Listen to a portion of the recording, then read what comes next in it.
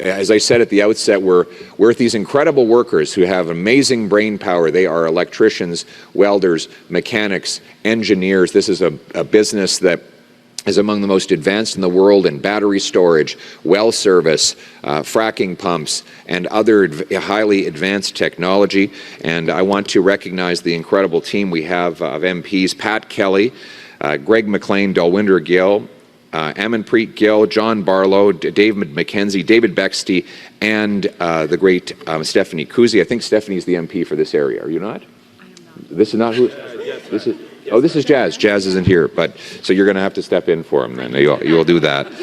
But an incredible team of great Conservative MPs who are fighting for this country here in Calgary and across the land. And the reason we are here is to announce the Canadian Sovereignty Act and to make a call to action. A Conservative government would have acted more quickly to protect the sovereignty of our country. Under the Liberal government, that sovereignty has been eroded by policies that block our development, tax our people, and make us uncompetitive. The Canadian Sovereignty Act would move us in the opposite direction. It seeks to legalize economic development, reward those who build, protect Canadian innovation, and get shovels in the ground on major nation-building projects between now and March the 14th, the one-year anniversary of Mark Carney taking office. The problem, of course, is that Donald Trump has imposed unjustified and unjustifiable tariffs on our economy and our people. Now, Mark Carney promised that he would handle Donald Trump. That's a quote. He said that he would negotiate a win with Donald Trump. He said that the deal would be done by July the 21st, and then he said it would be done by August the 1st. Those promises were not kept. The tariffs have actually doubled since Mark Carney became Prime Minister, promising that he would get results. The promises have not been kept, and meanwhile, Canada's economy gets weaker. The deficit is now bigger under Carney than it was under Trudeau. Inflation is rising. Home building is falling. Tens of billions of dollars of net investment have left Canada since he took office. Not a single major pipeline or natural gas facility, a new one, has been identified for approval by the Carney government, and we're going in the exact wrong direction. In fact, there are 9 major energy projects right now mining projects that are waiting for federal approval, many of them backed by Indigenous people. It now takes 18 years to get a mine approved in Canada. The Liberal government has killed $670 billion of resource projects. 16 major projects are dead. Their emissions cap is going to kill, according to the parliamentary budget officer, 54,000 jobs that will vaporize $20.5 billion of GDP. And these are all self-imposed, self-inflicted attacks by the Liberal government on our economy. On housing, Mr. Carney promised the fastest and biggest buildup of housing since the Second World War, that he would double home building. Since that time, home building has actually gone down in Canada, and according to his own housing agency, it will fall next year and the year after that. It will not even be half of the 500,000 annual builds that he has promised. So far, he's still trying to set up a new bureaucracy with an awkwardly named Build Canada Homes. Because he hasn't even set up the office. He hasn't built an office or built the bureaucracy yet, let alone built a single home. We need to get building now. And that's why the Conservative proposal for a Sovereignty Act will take action immediately. In this fall, we will introduce a motion projects by repealing the anti-development law C-69. It will legalize shipping Canadian energy off the northwest coast of BC by repealing C-48. It will axe the industrial carbon tax, something the Europeans are doing, and given that our competitors in America have no industrial carbon tax, it is untenable to force our people and our industries to pay this tax. We will get rid of the oil and gas cap that kills jobs. We will get rid of the ban on plastics, the petrochemical industry that produces our plastics. The plastics themselves are essential, and so are the jobs that go along with it. This, by the way, this plastics ban is not about, it's just saving your straw. It's about saving you about $400 or $500 a year in food that would otherwise go bad because it would not have plastic to preserve it. And we have a wonderful Alberta-based petrochemical sector that contributes to plastics that we need to protect.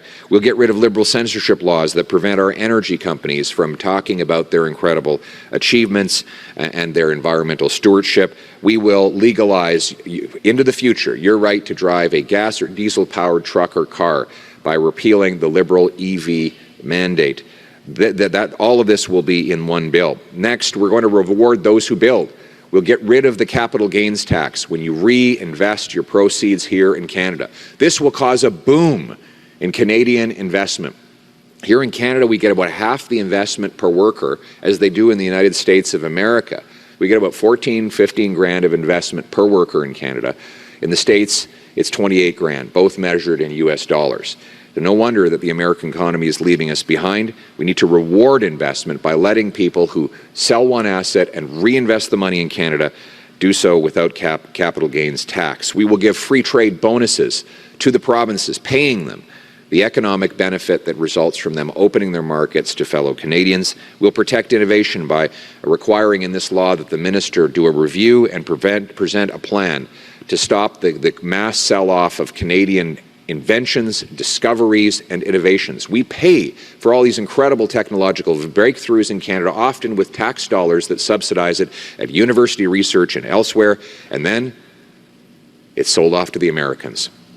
And we become dependent on them for the technology that we ourselves invented. Finally, outside of the bill, we are making a call to action. Today, Conservatives are calling on Prime Minister Carney to have pipeline construction underway for at least 2 projects and to have at least 1 new natural gas liquefaction project and a road to the Ring of Fire in Ontario under construction by the first anniversary of him taking office.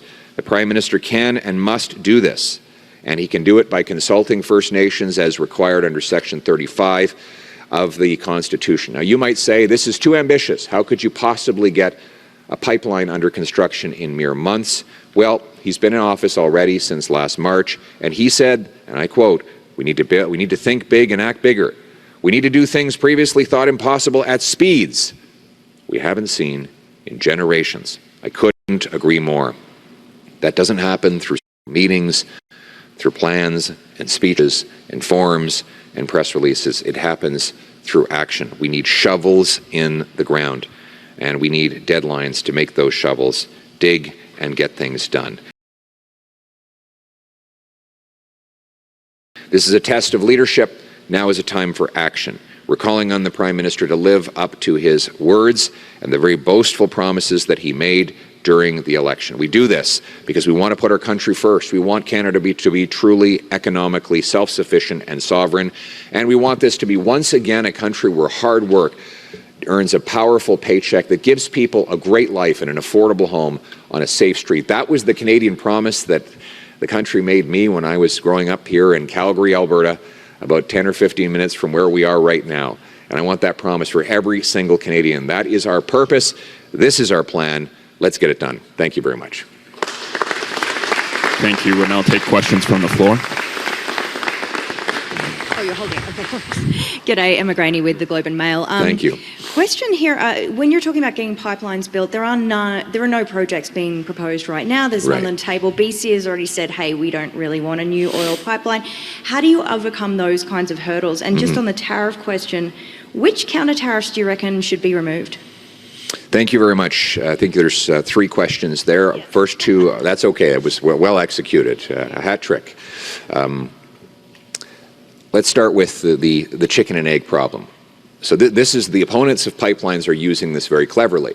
They're saying, well, we can't change the rules to allow a pipeline because there's no pipeline proposed. That's because the rules don't allow pipelines to get built. So you have, for example, C-69 that, according to the Pipeline Association, means you'll never get one approved. Then you have the energy cap, which means that Alberta will never be able to produce enough oil to put in a new pipeline. And then you have the shipping ban that prevents that oil from going anywhere. And then, you know, the NDP and Liberals say, well, nobody wants to build a pipeline, so we can't approve one. Well, of course, nobody wants to build anything in Canada because the law makes it impossible. So that's why the Canadian Sovereignty Act will legalize building pipelines, producing energy, and putting it on ships. And when you do that, you will have pipeline construction like you do all around the world. I'm just looking at these incredible projects that have been done in other countries around the world. You've got the Eemshaven LNG terminal in Netherlands. Went from plan to completion in 6 months. The gas grid LNG terminal in Finland, agreement signed in May of 2022, started construction in August of 2022. That's 2 months later. The Wilhelmshaven, Germany project that was announced, this is an import terminal for LNG, announced in March 2022, completed in December 2022. This is how things get done everywhere else in the world. Here in Canada, nothing gets done because Liberals ban things from getting done. We're proposing to legalize fast energy production, construction, and exportation, and that is why we need this bill. So we can do it. Let's get rid of this chicken and egg distraction that the Liberals have imposed. As for Mr. Eby opposing him, I, with the greatest respect, I have nothing against him personally. I think he's a nice guy, but one man can't block a project. British Columbians want a pipeline, Albertans want a pipeline, Canadians want a pipeline. We can't wait till everybody's on side. I mean, there's some people out there who don't think Elvis is dead. We can't get everybody to agree on any basic fact, even the basic fact that we need a pipeline. So you're going to need national leadership, and yeah, that means that some people are going to protest, maybe chain themselves to a tree, but we have to push through that if we're ever going to get anything done. As for the tariffs, the counter tariffs should be, as I said, and I think Mr. Carney has copied my language on this, we need to narrowly target our counter tariffs at things that maximize the impact on the Americans while minimizing impact on Canadians, to put the pressure on our American counterparts to remove the tariffs so that we can restore a true free trading relationship with them once again. Thank you. Thank you. Next question. Heather Yerkes-West with Global National. Thanks for taking my question. I just wanted to ask how you're feeling heading into the by-election and introducing the Canadian Sovereignty Act today. How often are you encountering Alberta separatism sentiment through the campaign, and what have those conversations been like? Well, I'm loving the campaign. I'm having a lot of fun, actually. I love the people of Battle River Crowfoot. They're the people who feed power and protect our country, feed through the great ranchers and farmers, power through the incredible oil and gas industry, most of all the Hardisty tank farm, which moves $90 billion of energy products. That's more than the GDP of many countries, and this is a town of about 600 people. And of course, it protects our country with the people, the great men and women who serve at CFB Wainwright. So I'm having a lot of fun. I'm meeting a lot of people who are very angry about the way that the federal government has abused and mistreated Alberta. And what they're saying is the era of pay up and shut up has got to come to an end. Alberta deserves a better deal within Canada. And one of the ways we make that happen, one of the ways we unite our country, is to produce our resources. The oil and gas workers who are suffering, living in very tough conditions right now because there's just not enough work, despite the global oil boom, all they want is to get a job where they can go and make the whole country richer. So, I met a guy the other day. He's an oil and gas worker. He was doing very well up until about 10 years ago. Now he's got to split a mobile home with a friend. He's in his 40s or 50s, and he can't afford his own place. And it's because there's just not enough work. All of this is the direct result of the federal government banning oil and gas production through C-69, C-48, the energy cap, the industrial carbon tax, and we could go on and on and on. If you unlock the power of the energy sector to make all Canadians richer, I can tell you Albertans will be more than happy to continue to contribute to this country, and it would be the greatest thing we could do to unite all Canadians. Thank you. Thank you. Next question. Rick Bell, Post Media. Hi, Rick. Hi. Welcome back. Just this week, the Smith government has said the clock is ticking. A few weeks ago, Premier Smith said her expectation was to hear something some indication by around September 15th of what the federal government plans to do with regards to the so-called 9 bad laws, emissions cap, etc. 2 days ago, the Environment Minister, Rebecca Schultz, said he doesn't have to wait for Parliament to remove the to not put in the emissions cap. He could announce it at a podium today. That hasn't happened. So my question is essentially, I know you're going to have to peer into the mind of Mark Carney here, but what's going on? Why do you believe they are not coming out and giving an indication of what might happen? Why aren't they standing up and saying we're looking at not bringing in the emissions cap, or we're looking at doing something about the No More Pipelines law? Why do you think, what's going on there? Why do you think the federal government is not dealing at all in any way with this issue? Well, first of all, let's talk about Mark Carney and then the Liberal Party. Mark Carney for the last 10 years, was a net zero, keep it in the ground, green fanatic. He said that he wanted to keep at least half of our oil in the ground. And he believed he's testified against the Northern Gateway Pipeline. He supported all of the carbon taxes.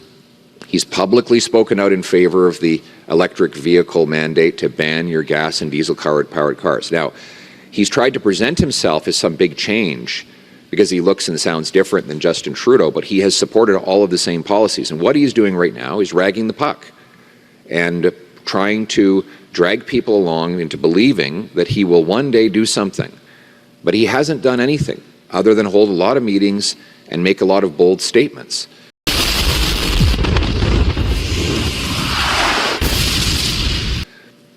C5 is better than nothing, but it won't do anything for the energy sector here unless you also get rid of the nasty 9 laws that Danielle Smith is asking us to end. Like I said earlier, you cannot build an oil pipeline, even if the pipeline itself were approved, if the government is capping the production to prevent oil from going into the pipe, or if the government continues to ban shipping the oil when it comes out of the pipe.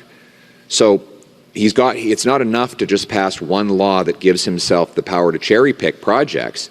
What you actually have to do is get rid of the nasty 9 anti-development laws, and that's what the Canadian Sovereignty Act will do. It will legalize fast development of major projects in hydroelectricity, oil, gas, nuclear, and more, so that we can become self-sufficient and sovereign. Thank you. Thank you. Next question. Good morning, Josh McLean, CBC News. If you don't mind responding in English and French, please. Yes, sir. Should Canada continue to remove some counter tariffs on American products, and how would you get a deal that didn't include tariffs? Well, before I talk about our position, I just remind you that Mark Carney has broken his promise on this. He said that he would do dollar-for-dollar tariffs during the election while he was simultaneously lifting those tariffs. And he has made concession after concession to President Trump. He's been bending over backwards for the president and so far has gotten nothing in return. We think that the counter tariff should be narrowly targeted on the things that will have the most impact on the Americans and the least impact on Canadians. We do this by targeting things that we don't need, can make ourselves, or can buy elsewhere.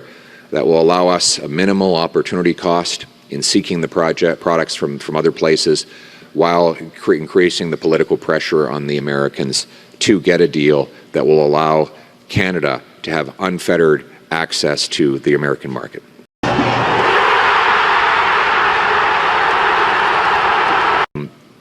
Look, I didn't know a lot about this longest ballot thing when it was happening. I don't think it happened very much, but it happened some years ago in some other riding, but they've targeted me in 2 different ridings now. And the reality is I don't have a problem with anyone who wants to run for office, even if they're not known or not wealthy. They should be able to put their name on the ballot if they truly want to run. But that's not what these people are doing. They're adding their names even though they're not campaigning. They don't expect to win.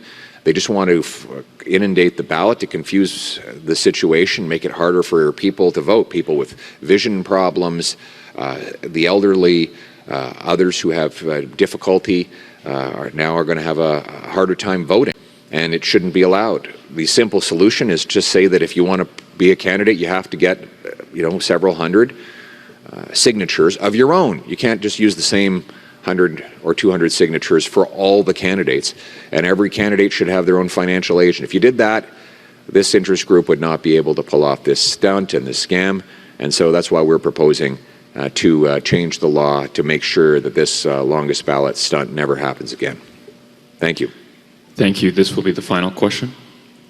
Thanks for taking my question, Keane with Juno News. I'd like to ask about immigration. Yes. Nigel Farage in the United Kingdom has been quite popular recently. He might even be Prime Minister if an election was held today, with his plan to deport illegal migrants across the Channel.